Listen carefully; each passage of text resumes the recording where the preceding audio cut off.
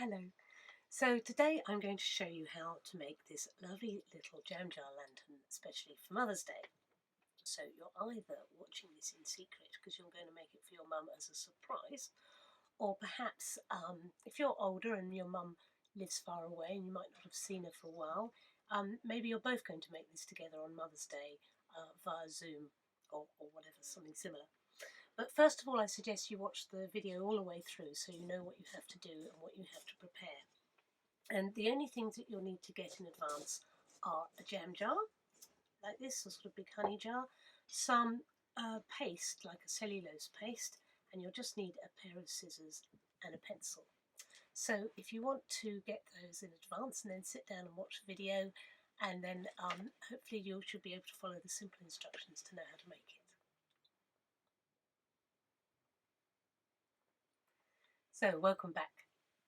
Now, you should now have your little kit that we've sent you, and if you look in your bags, one of the first things you'll find are these two cards which tell you all about primroses and violets, and we've chosen these two flowers for our Mother's Day lantern because they are coming out right about now.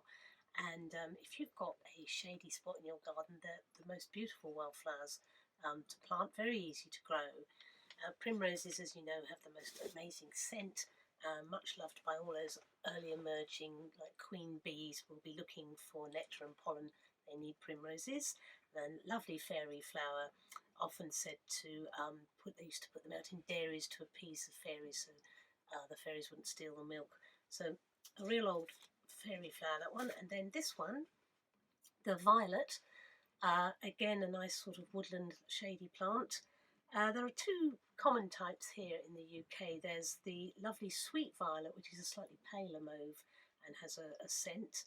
And then there is this more richer purple, dog violet it's called, which although doesn't have a scent is actually very important as well for wildlife, because various caterpillars of butterflies can only feed on the leaves of some of these violets. So without these violets, some butterflies would disappear. So both very important plants that you can easily grow in your garden. And if you do, you might be lucky on warm March days to see these funny little black bees. They're all black and they're quite noisy, so they're not hard to miss. And they've got the great name of hairy-footed flower bees. And they also will appreciate these wildflowers that you grow in your garden.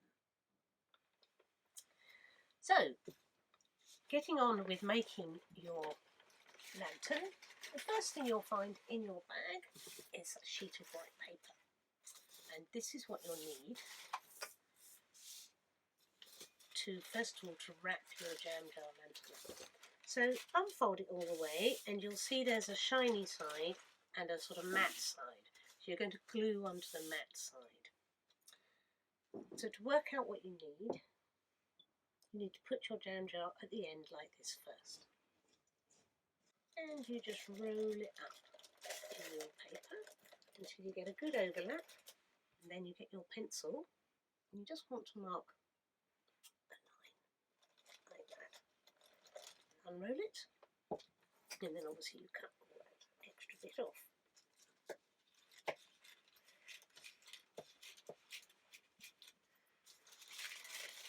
This side, and then you just want to mark the height of your jam jar right up to the lip, which is just below the crease line here on this one. And you can cut that out, and obviously a quick way of doing that is if you fold the paper, you can make sure you've got it all in one line.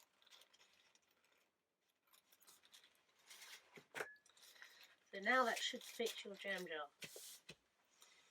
Then you want to get your paste and put it all over that sheet to begin with. I always use a bit of old sponge glue, makes it a lot easier. And we of course use the cellulose glue, which you can get from various craft suppliers, because that breaks down into natural products at the end, so it's not plastic based. There you go, you want to roll up your jam jar like that, and then you can always just put a bit more paste here where the join is.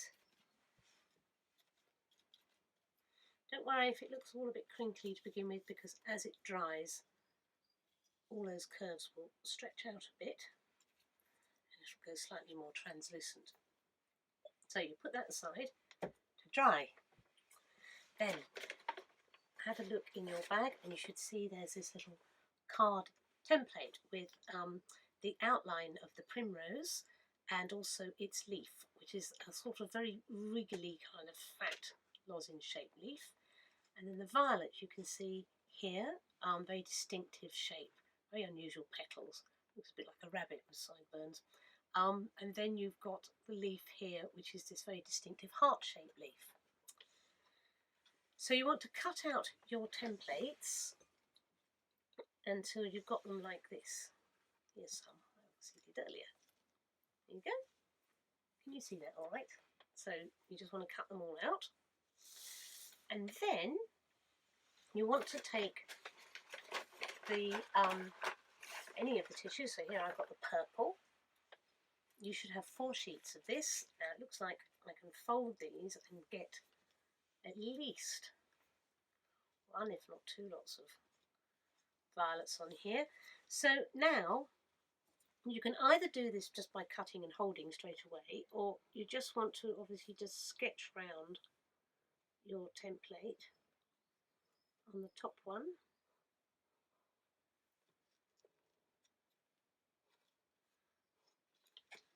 And then you start to cut it out.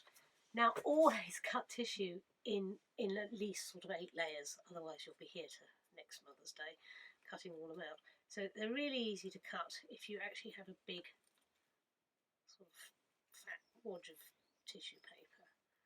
So again, you want to cut all your shapes out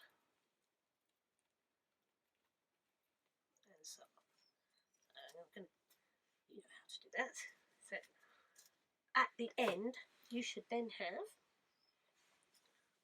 a pile of violets and some lovely primroses, and then all their corresponding leaves. So the light green goes with the primroses and the darker green goes with the violets, because you'll have 2 bits of paper, you'll have all the different coloured paper in your kit.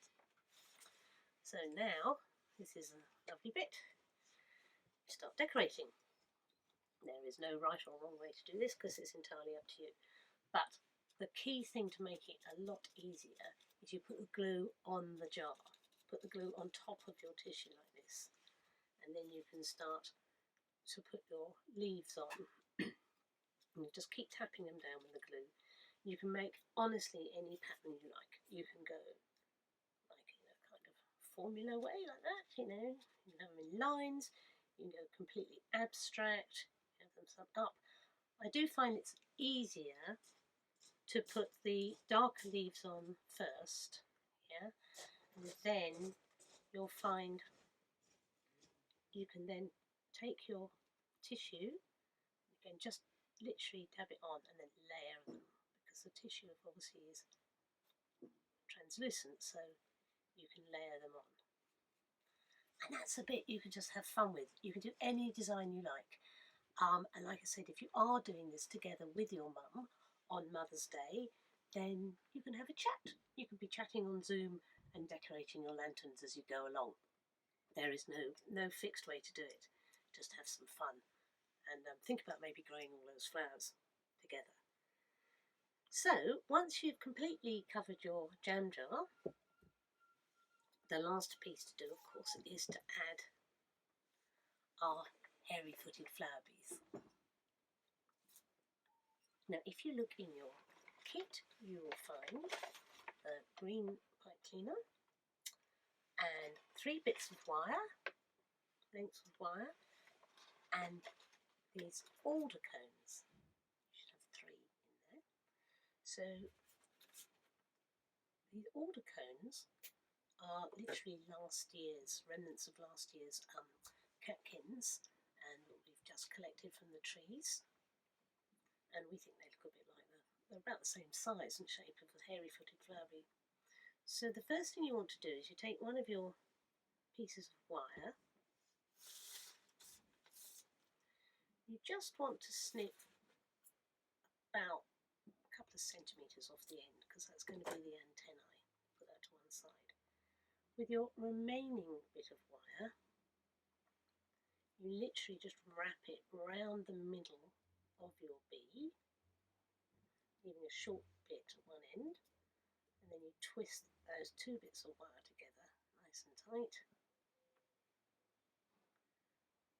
So that should hold your bee up like that. Can you see that okay? And then you take your other smaller bit and you turn it up into a V shape to make the antennae. And this bit you can just stick into in between the little bits in the cone. They should stay put. And you've got your little bee. And we're sorry it's not black wire. It should be black, but things are difficult to get hold of in lockdown, especially when you live in a very small seaside town. So anyway, there is your first bee. And then you take your pipe cleaner and you just literally, again, same technique, twist the bottom of the wire round your pipe cleaner. And then you want to space, you do the same obviously with the next two bees, and space them out evenly along your pipe cleaner. And then the last thing you're going to do is literally wrap that round the top of your jam jar, so all your bees should be dancing away at the top there. And again, twist. Pipe cleaners are always so easy to use, just twist them together. And then you should have your completed lantern. And the very last thing, of course, you need to do, and if you look in your kit, we've supplied you with this nice soy wax. So again, it's not a petrol-based candle. This is made of soy wax in England. And obviously pop that into your jam jar and light it. And there you go. It should look something like that. And I do hope you've enjoyed that and have a wonderful Mother's Day with all those mums out there who deserve good presents, especially this year.